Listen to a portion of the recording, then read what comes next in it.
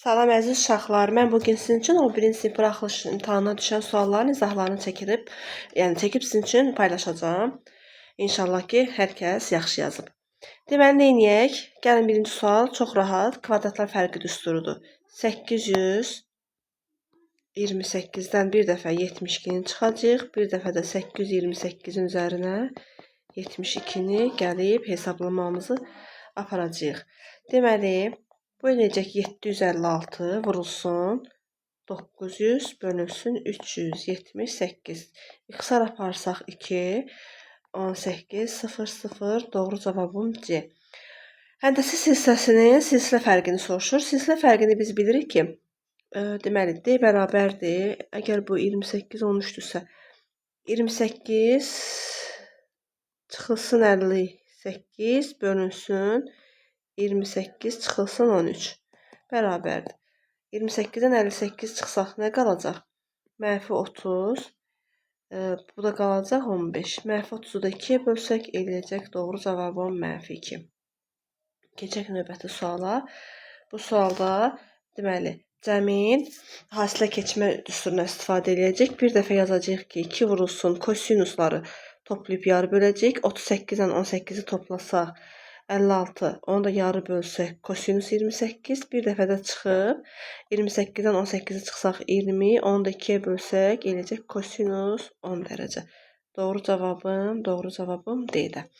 Keçək növbəti sualın izahına. Bu sualda bizə deyir ki, üçbucaqlar verib, MN AC-yə paraleldir, AC-ni verib 20, BN-i 8, NC-ni isə 17. Bizdən MN-i soruşur. Oxşarlıqla yazsaq bunu, 8-in x-a nisbəti bərabər olacaq bu tərəfin, yəni 25-in 20-yə nisbəti. Biz də buradan x tapsaq 8 vurulsun 20 bölünsün 25. İxtisarlarımızı aparsaq, yəni 32-ni bölsək 5-ə 6,4. Doğru cavabım A variantı. Keçək növbəti suala. Prizmanın həcmini soruşur. Hündürlüyü verib. Deməli, V bərabərdir. S oturacaq vurulsun H düsturuna istifadə edirdik. Bizə prizmanın həcmini verib 120. Hündürlüyünü 8 verib. Yəni, S oturacaq bərabərdir 120 bölünsün 8. S oturacaq da bərabərdir 120-ni 8-ə bölsək. Bir dəfə 15. Doğru cavabım A variantı. Keçək növbəti suala. Deyir, eni 40, uzunluğu K olan düzbucaqlının perimetrini. Düzbucaqlının perimetr düsturu 2 vurulsun A üzərinə gəlsin B. Yəni, A-nı verib 40, B-ni verib K. Belə bir cavabım harada var? C-də var.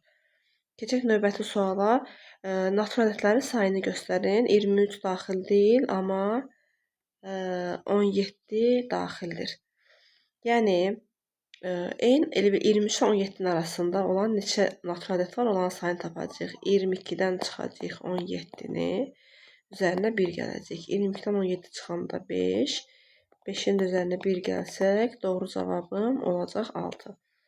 Keçək, sinifdə 24 şagird var. Bu şagirdlərin 2 növbətçi neçə müxtəlif üsulla seçmək olar? 24-dən 2 neçə növbətçi? Deməli, kombinzon 24-dən 2. Bu da eləyəcək, deməli, 24 faktorial bölünsün 2 faktorial vurulsun 22 faktorial. 24, 22 faktorial 23 vurulsun 24, 22 faktorial gedir, 2 də qalır, 24-də 2-yə bölsək 12, 12-ni də 23-ə vursaq, 12 vurulsun 23, 276 olacaq. Deməli, C variantı. Keçək növbəti suala.